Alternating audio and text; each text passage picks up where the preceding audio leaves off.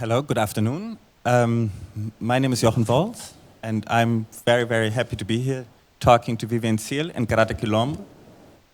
We will be talking about uncertainty, but we will also be talking about different projects we are currently working on.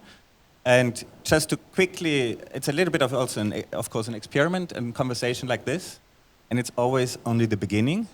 So what we want to talk about, and maybe I could have a first slide, which has given a little bit the starting point to this conversation, was the theme of uncertainty. It's a project that I'm currently working on, which is the 32nd São Paulo Bienal, which we have given the title Incerteza Viva, Life Uncertainty.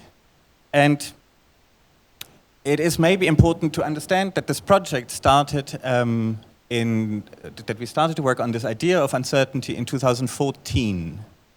Actually, in October 2014, before the second round of the 2014 elections in Brazil, so before a lot of words that have been around currently in current politics in Brazil have not really been around yet. Impeachment, a political or democratic coup, a parliamentary coup. These words were not part of, let's say, the public discussion.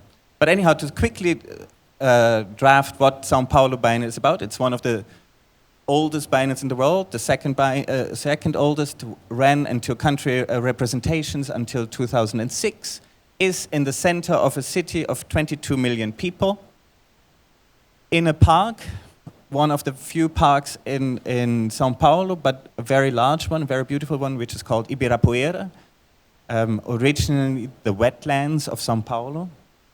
In this huge building by Oscar Niemeyer, that's where the biennial is hosted. And since '51, the biennial runs, and since 1959, it's in this building. Artists from all over the world are invited to present there.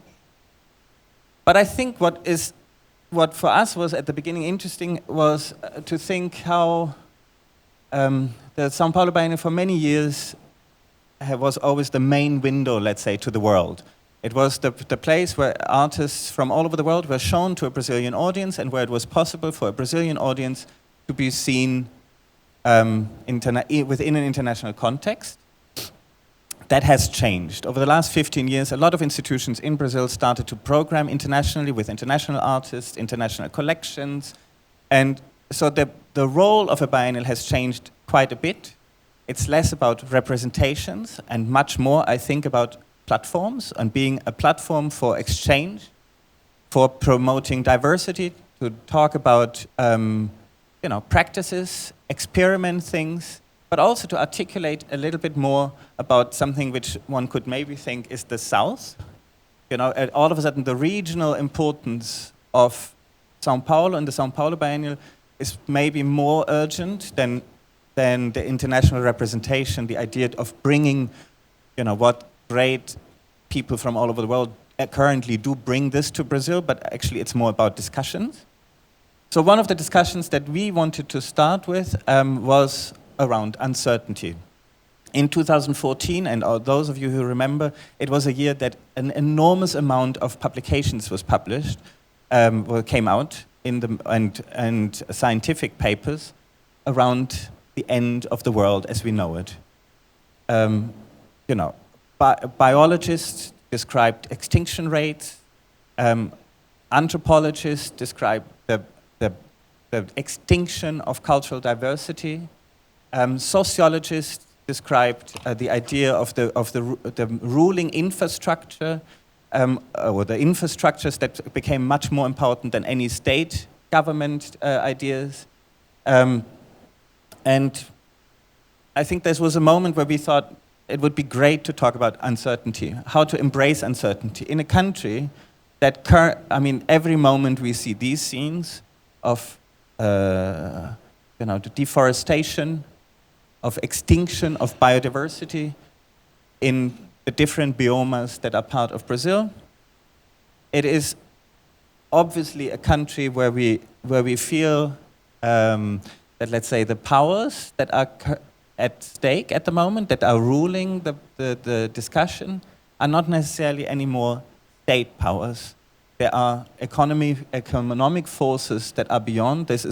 You've seen hundreds of those pictures before, but this is in Mato Grosso, a bioma, very, very fragile bioma in the center of Brazil, the so-called Cerrado, the Brazilian savanna, which is one of the oldest biomas in the world, what used to be one of the richest biodiversities, and now is the main grounds for soja monoculture in the world.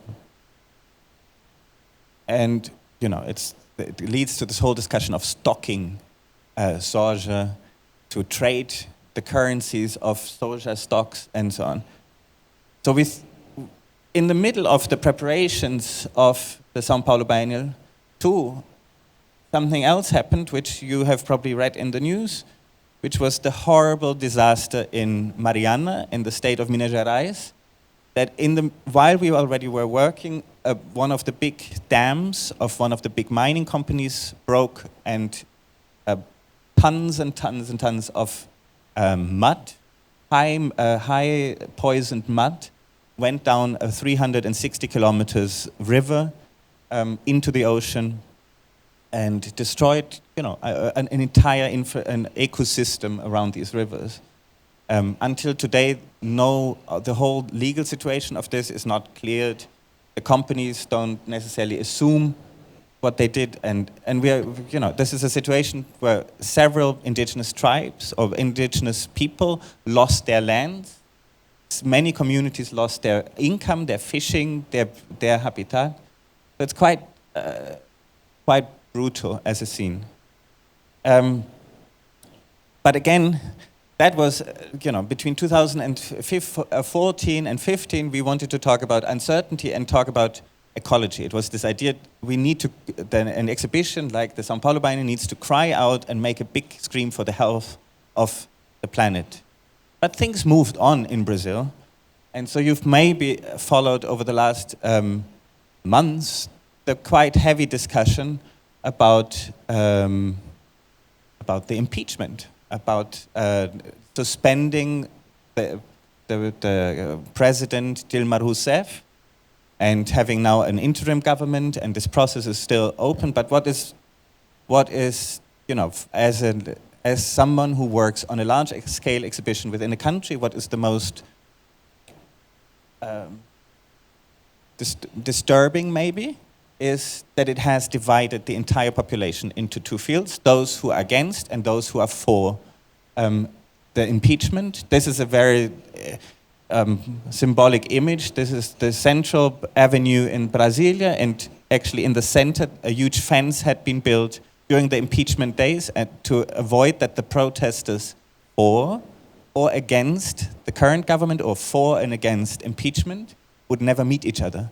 So there was this no man's land in between. This is just an image which characterizes quite vividly, I think, how the Brazilian situation at the moment.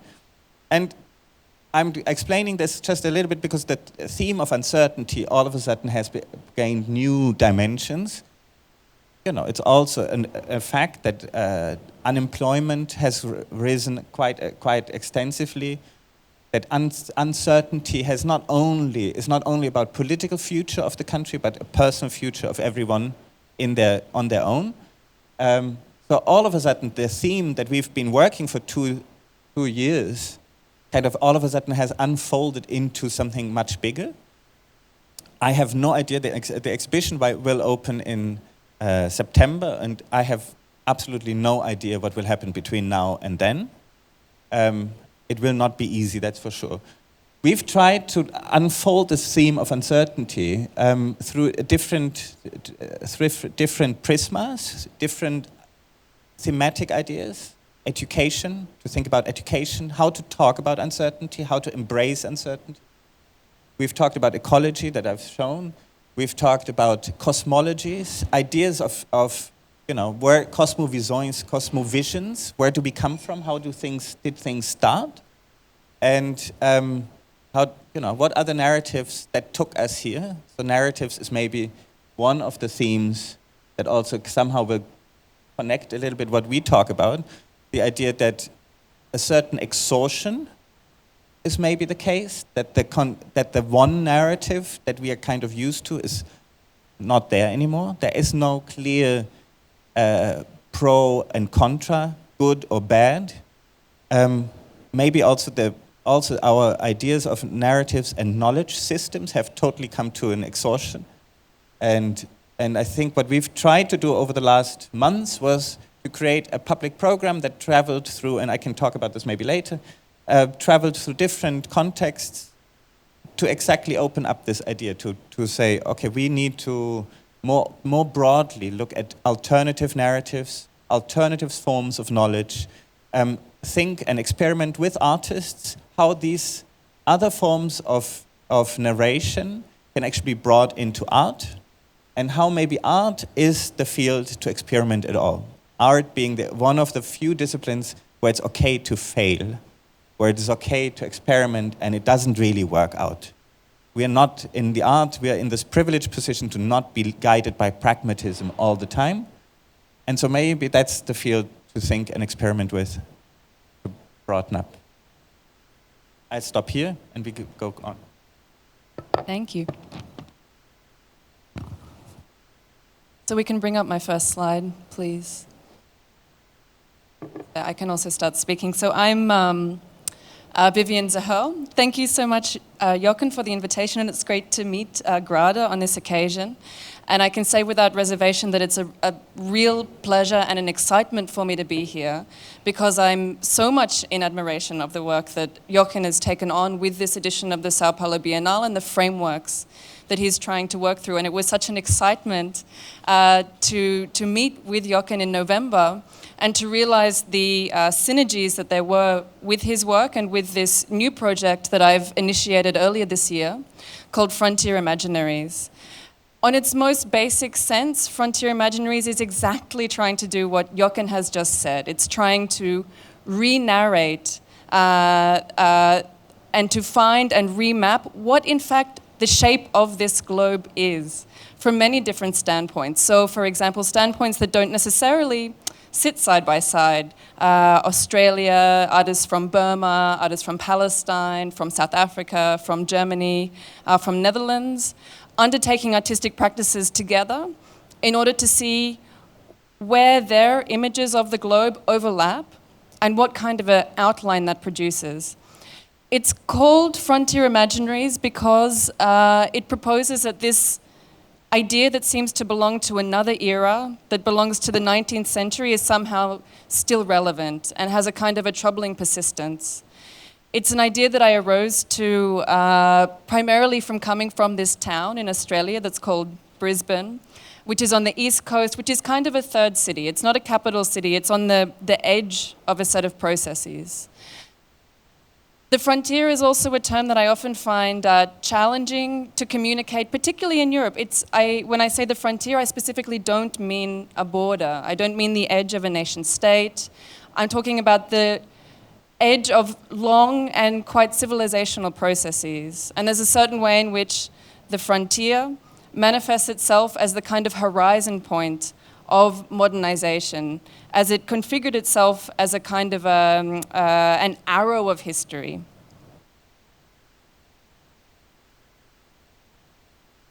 Something that's significant about doing this work of returning to the idea of the frontier, which is, of course, as I said, an idea that hinges itself to a set of imperial processes, is that it's also trying to understand the significance of that now. So the exhibition, when it launched in Brisbane, included a set of images such as those within this image, within this poster, which is by Helmut Newton. It was commissioned by the Shell company in Australia in the 1950s, because it turned out that Helmut Newton was in Melbourne, having fled Europe, and was invited by the Shell company to document the installation of their oil refinery in Geelong at the time. So there's this exquisite series of Helmut Newton photographs from about 1952 to 1958. And they're quite an extraordinary document because they exquisitely depict power. Of course, a major oil company is always depicting ideas and imaginaries of power. And you see in these 1950s images an idea of biopower, an idea of literal, muscular, manly effort, driving sort of metal instruments into the ground and creating the infrastructure for a new nation, which is very much what was taking place.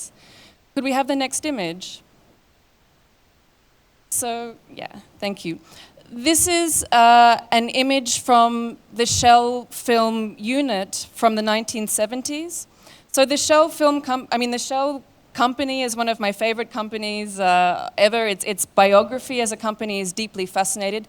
It literally reorganized the shape of the globe when it was the first company to pass an oil tanker through the Suez Canal, and thereby opened up an entirely new trade route for oil between Europe and Singapore. Up until that stage, the oil market was entirely controlled by American interests in quite a monopolistic fashion. The Shell company also was a pioneer, literally, in developing a corporate image. It started producing film in the 1930s, and it had film units in Venezuela, all around the world, and including in Australia, where it was one of the main film-producing interests through the 1950s and into the 1970s. This is an image from a film called The Changing Face of Australia, which was produced in the 1970s, and it's very interesting that you see in this document of Shell from the 1970s a completely different idea of power. You see an idea of geopower. So within this film, it traces the tectonic shifting of the planetary time itself, forming deposits beneath the land of Australia that also create the outline of the nation, and that somehow point to a superhuman time and a superhuman power. So a colleague and someone who's very important to Frontier Imaginaries, Elizabeth A. Povinelli, would call this the space between a time up until about the 1950s of biopower, and since about the 1970s, a global organization of what she calls geontopower, or some kind of like geologic, extra-human organization of power, which I think Jochen has sort of pointed to a reckoning with the kind of scientific measurement that's pointing to climate change. So within Frontier Imaginaries, there's this constant attempt to grasp what is a 600-year-old process, and at the same time to come to terms with its current emergencies. And in that way, I think it borrows very much from an Aboriginal filmmaking collective who are called Curating, that Elizabeth A. Povinelli is part of. Their name, Curating, within their language, means low tide turning. And that means it's the time of coming together. It's the time of emergency, and it's the time and the moment of re-strategizing because the old contracts aren't working. And the notion of the frontier is to point to a space and a formation in which the contracts fail. It's not to point to colonial histories and to point out necessarily a bad or a good. It's a tendency within returning to imperial histories that is not the intended one with the frontier. I think the defining character of the frontier is of a situation in which there's in fact no way to know. There's no way to form a contract. There's no way to say, I give you this, you give me this, because the terms are simply unable to be taken as granted. And I think it's incredibly significant and related to this image that Jochen gives of Sao Paulo now, where you have this polarization, and the primary outcome of such a polarization is ungovernability. So there's a need of coming together to fundamentally re-strategize and re-understand what the basis of the political is. So the project began in Brisbane. It has its second phase forthcoming as the Jerusalem show. So this is also from this film where you see it has this fantastic sort of planetary clock with this outline of a nation state on top of it. And you sort of see these two forms that fit together but that also somehow don't fit together, that must belong under one kind of system of governance somehow. So the next stage of Frontier Imaginaries will be the Jerusalem show, which takes place in October this year. It's hosted by Al Ma'amul Foundation. It's part of the Kalandia International, which is the Palestinian Bienal with a confederacy of many institutions. It's an honor to have been invited to take part in this program. And I'm just going to flick through a couple of slides by an artist called Christian Niampeta. In preparation for this exhibition, I invited a number of artists to come together to visit Jerusalem, and in particular to visit a place called Shafat, which is a refugee camp on the periphery of Jerusalem that's effectively within what's called the separation wall. So the wall surrounds it, there's a checkpoint in, and within that space there's a kind of a suspension of governance. It's stateless, kind of by default. And it will be one of the hosts of the exhibition itself. So I invited an artist from South Africa, Wendelin van Oldenburg, who will represent Venice for the Netherlands in the upcoming year, as well as Christian Niampeta, who's a wonderful artist. He's Rwandan by birth. He arrived in the Netherlands as an asylum seeker as a child and now carries a Dutch passport. Of course, there's a question and a problem of what kind of images can come out of such a space like this. The resources that supported this travel were from the Mondrian Fund, the Dutch National Fund, and we needed to provide a report. And this was the material that Christian provided, and I just found that it was such a wonderful way to try to process and move through the conversations that had taken place there. In particular, I found it, again, so resonant with what Jochen's saying, that he eventually arrives at a consideration of what a good story is. So he needed to write a report to the Dutch government, effectively, to say what he'd done with the money that they'd given him. And he wrote this beautiful 2-page reflection saying, I came back from Jerusalem, I have a Christian family in Rwanda, I have a Christian family in the Netherlands. They were so eager to know what I had to tell them, and I found that I couldn't tell them a good story. I didn't have a good story, and I was still yet to understand what it was that I'd seen and be part of. And he moved into this beautiful meditation on what it means, on the very category of a good story, what its quality is, and what it means to try to grasp knowing within conditions of quite extreme contingency. And I think there's a conversation that I'm interested to have with both Jochen and with Grada in terms of what it means to be curating and undertaking this work when it literally might not happen. Jerusalem, of course, I'm sure you're aware, is for a long time now, and particularly since October, been an extremely volatile place. And I undertake all of this work and all of this commissioning, knowing that within 1 week of the exhibition, a horrendous thing might happen, and absolutely all material plans that have been made may not be able to take place. So I'm very busy thinking what it means to do work in those conditions, what can the residue be, and what can be built into the processes, such that there is some, for want of a better word, value that accumulates.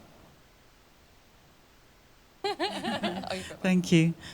Thank you so much. I'm very happy to be here because we're meeting for the first time. Jochen, we only know each other digital on space, and I'm very happy to meet you too, Vivian. And we started this conversation about Incerteza Viva because I had the honor of being invited to the São Paulo Bienal to show my work. I was first there showing my work in March, and it was so beautiful to show the work in the context of Brazil with the post-colonial situation and in São Paulo. And today we said, okay, to talk about Incerteza, I thought bringing some of the work I've done recently, and then we can talk about what we're going to present in São Paulo and talk about all these different issues that we are actually approaching. The work I would like to show first is a film called Conakry. This film, Conakry, touches very much this uncertainty in the sense that in the post-colonial era is more than urgent to redefine the concepts of knowledge. And this is very much what my work is dealing with, to explore alternative forms of producing knowledge, of creating new vocabularies and new formats where we have also different ideas of what knowledge is. In this concept, in this work, Conakry is a film that is dedicated to Amilcar Cabral. Amilcar Cabral was a very important leader of the African liberation movement from Guinea-Bissau and Cabo Verde, which touched me personally very much because I am Portuguese and my family comes partly from Angola and from São Tomé e Príncipe, so he was a very important intellectual and political leader for us. And he was very in love with film, and he used film and images as a process of decolonization. So what we did in this film is a little bit long, but it's a 7 minutes film, but I think it's really worth to see it. It's a film I did in collaboration with two other artists, Filipa Cesar and Diana McCarthy. They are wonderful artists. It's a very feminist work, I also think. You're going to see that we only work with one camera, and we shot the film we had to make the choreography several times, and we only had one film, so we had to try to rehearse several times to make sure that it works.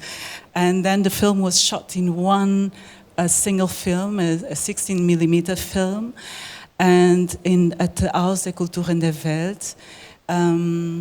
And maybe then in the conversation we can talk more about what it is. But I think it touched very much about who is Amilcar Cabral and how come we don't know him. So it touched the questions: what is knowledge? What is acknowledged as knowledge? Whose knowledge is this?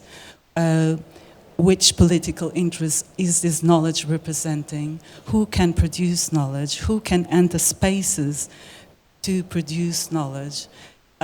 Who can enter in the agendas? And I think this film touches very much these topics, and this is the first contribution. And then I will show two other projects before our conversation. Can we see Conakry is the first one with number 2, please?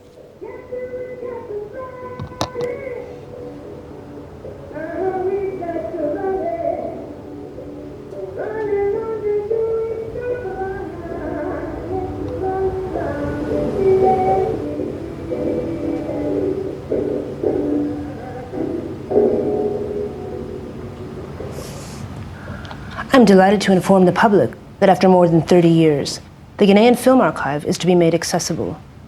Around 40 hours of film were digitized in the summer of 2012. The focus is on works by Jose Bolama Kabumba, Josefina Crato, Flora Gomes, and Sana Enhada.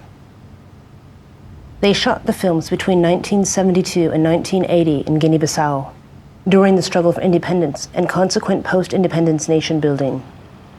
Material evidence of the birth of a Ghanaian film production. In 1967, Amilcar Cabral sent these 4 young Ghanaians to Cuba to be trained in filmmaking at the Instituto Cubano de Arte e Industria Cinematográficos. There, they assisted Santiago Alvarez. In 1972, the 4 returned to Guinea-Bissau to document the independence movement. Early media activists. The archive includes a mix of raw footage, documentary films, newsreels, and sound, some sent from countries that supported the Ghanaian struggle. Chris Marker left films there in 1979. In 2012, Filipa Cesar and Nacho Checa traveled to Bissau shortly after the April 12th coup d'etat to bring the film material to Berlin. For years, these films were stored at the National Film and Audiovisual Institute of Guinea-Bissau, founded by Mario de Andrade in 1977. The 16mm film rolls, in varying states of decay, are being digitized with a prototype film reader designed by engineer Rainer Meyer. For technical, economic, and diplomatic reasons, the sound should be recovered and digitized at a later date. The originals and digital copies will be returned to Bissau in late 2012.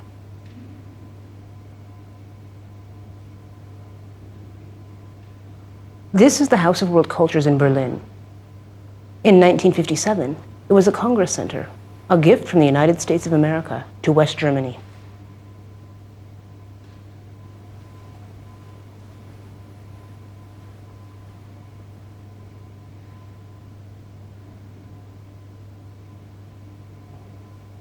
That is Grada Kilomba, the Portuguese writer. She will share her readings of particular footage from this archive.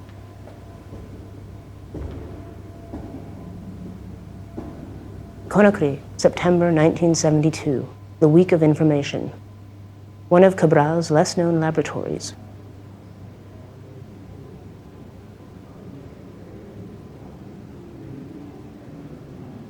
Decolonization, what a beautiful word. Written in images, picture by picture, a visual language portrayed in each one of these reels. Here cinema becomes a decolonial act.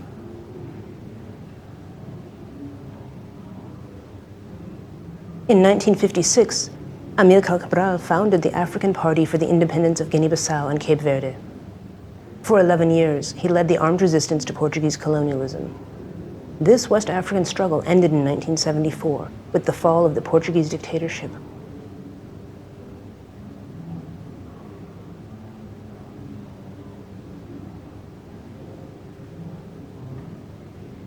This is the People's Palace in Conakry.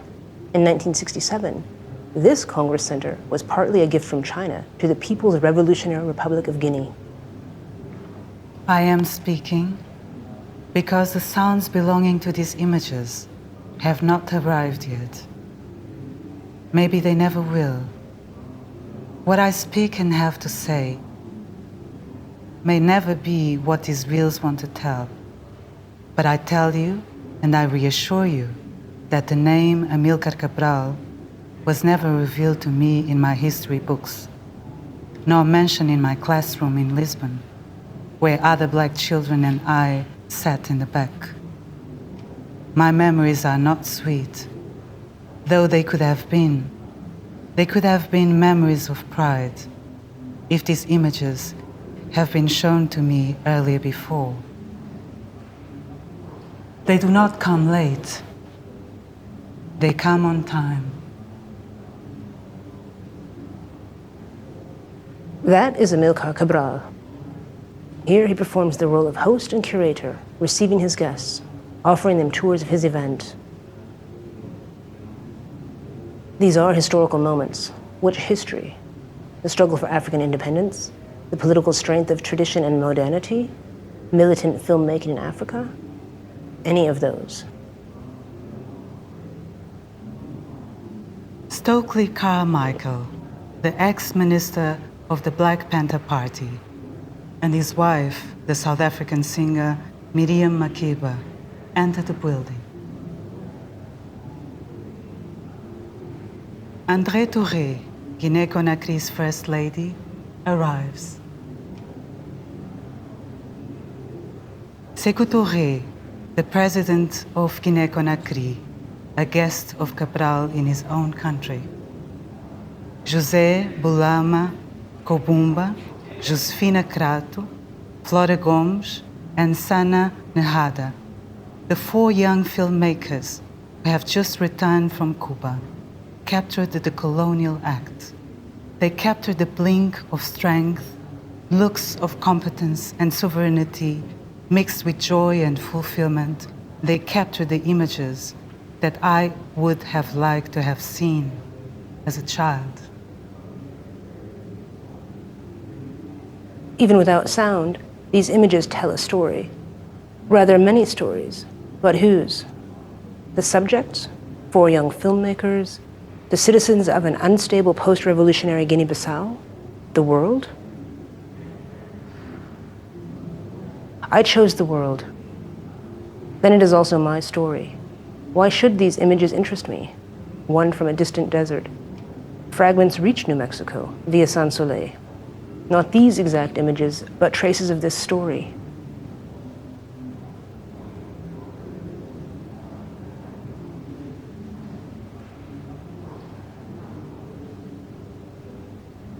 Cabral's hand gently points to a new identity, his continent given a new body, his history given a new language, his people given a new shelter, his language recovered, numbers, statistics, documents, maps, pictures, books, a whole room full of empirical evidence against those intrusive memories of subordination.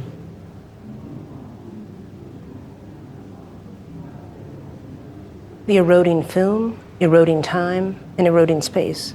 These images are so far away, but also so near. Are they memories, lost ones or found ones?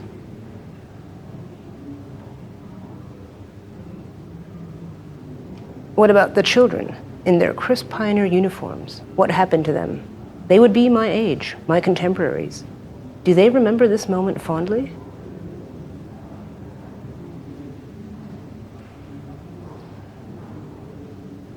Cabral points at the arsenal confiscated from the Portuguese army, unfolds the Portuguese flag to Madame Touré. There is no bitterness in his gestures, nor in his words. In December 1966, during the liberation struggle, he writes a letter to all the Portuguese soldiers. Nesta quadra do ano, em que as famílias comemoram a sua existência e se renovam nos corações dos homens as esperanças de uma vida melhor, tenho o prazer de vos dirigir saudações fraternais e combativas em nome da direção do nosso partido e do nosso povo.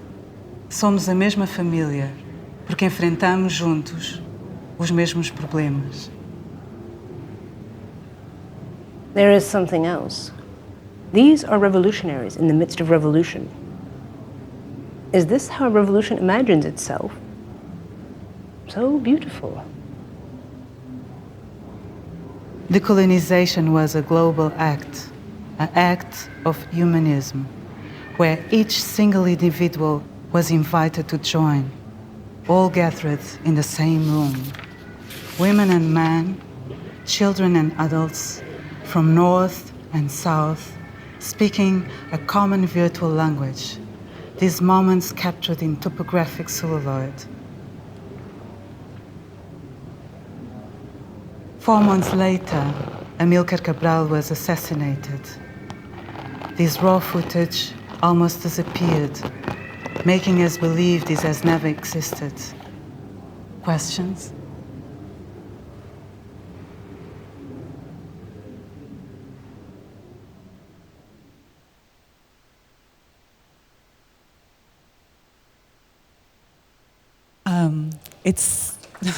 Thank you.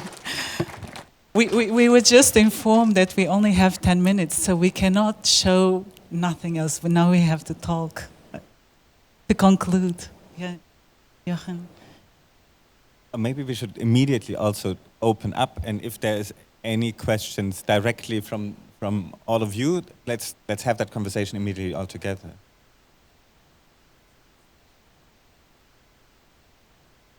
I'm sure it's my fault for speaking too long. But I find this history of Amílcar Cabral staging an exhibition in the middle of an armed struggle extraordinary, and reminds me so much of many of the conversations we've had in Jerusalem, also of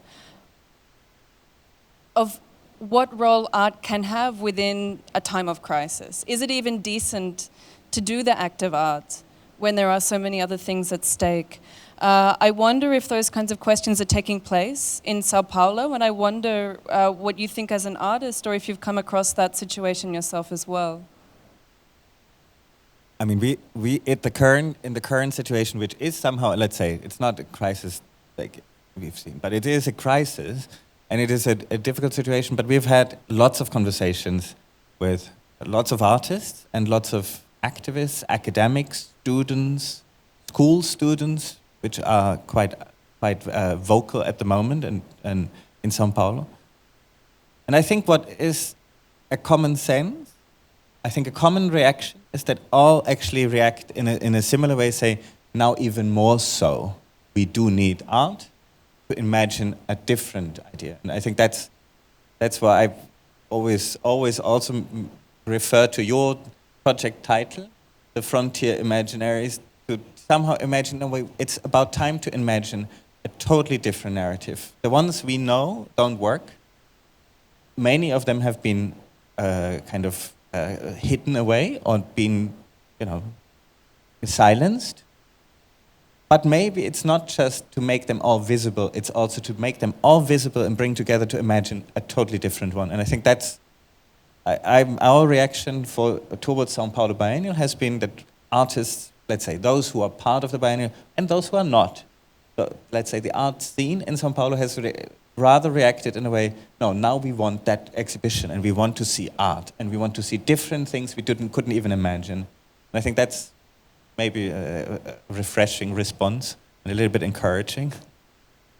But when this project, it's a pity we cannot show the other projects, but I think this project, I don't see really a separation. There's a certain timelessness that we have been avoiding to speak about. That what is happening, for instance, at the moment in Brazil, or what is happening at the moment in Europe, the fortress Europe, is just a continuity of a very old colonial history. So there's a continuity, there's a timelessness that we have been separating as past and present and future, but actually is a continuous restaging of a colonial order. And I think in this project, and what I'm very interested in working with is to look at this continuity. And this film in particular, and this continuity and this restaging of the colonial order, of the colonial vocabulary, of the colonial imaginary. So it's nothing new, it's a constant repetition of the past.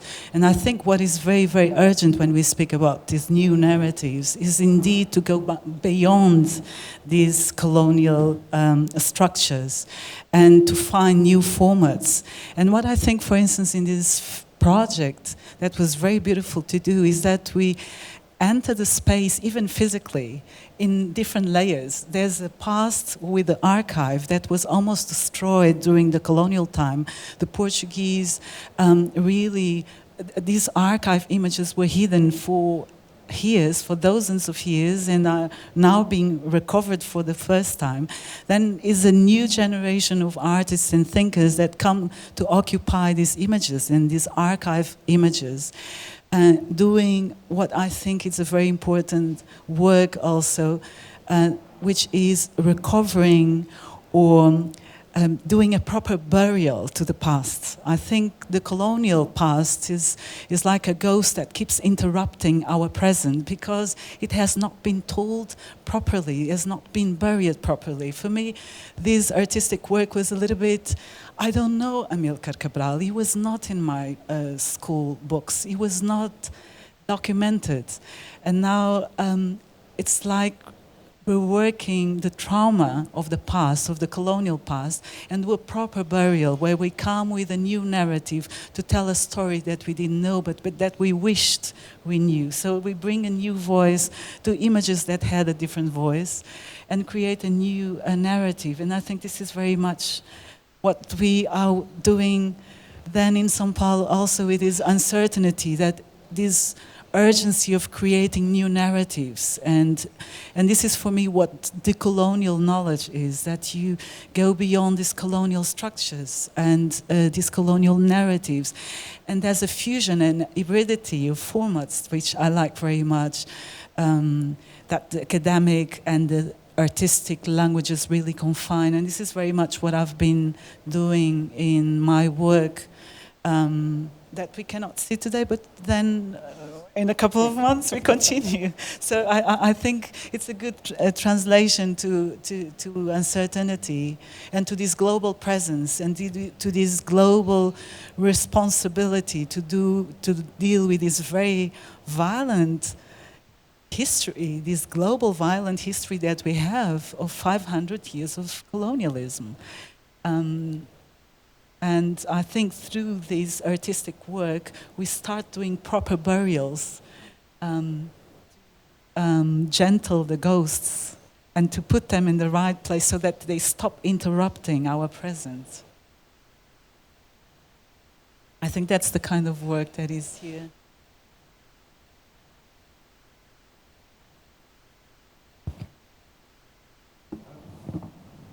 Thank you very much. I have a question on the group of persons who is producing these new narratives in the former colonies, and on authenticity. Is it only authentic that local people stemming from non-European, let's say, former colonies, produce these new narratives, new terminology, or can European artists, academics also be involved in this? I suppose you're directing to everybody. Okay. Oh, so I just give you.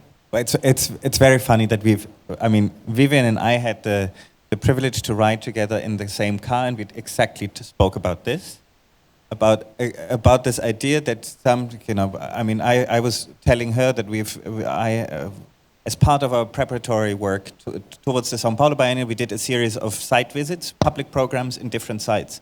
In Accra, in Ghana, in Santiago de Chile, in Lamas, in Peru, the high Amazon, and in the center of Brazil, in Cuiabá.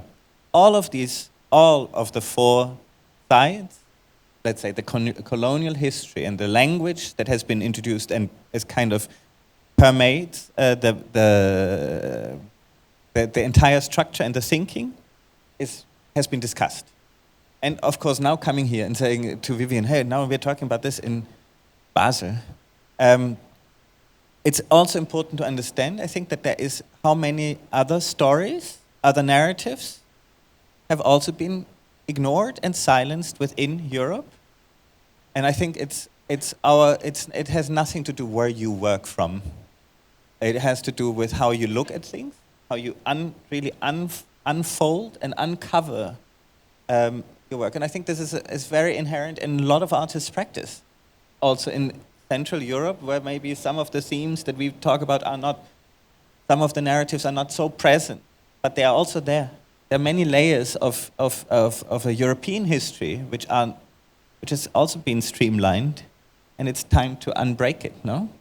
Yeah. I think it's an excellent question, and I think it's a super difficult one, and therefore a super important one.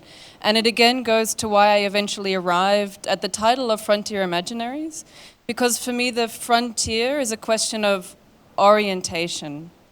So there was someone else who sort of suggested to me that in fact it would be great to do a show on indigeneity, on Aboriginality itself. And of course, as a white Australian, I would never claim that position or deign to speak about that, and there have been really important critiques in Australian art history of why that's actually a very violent thing to do.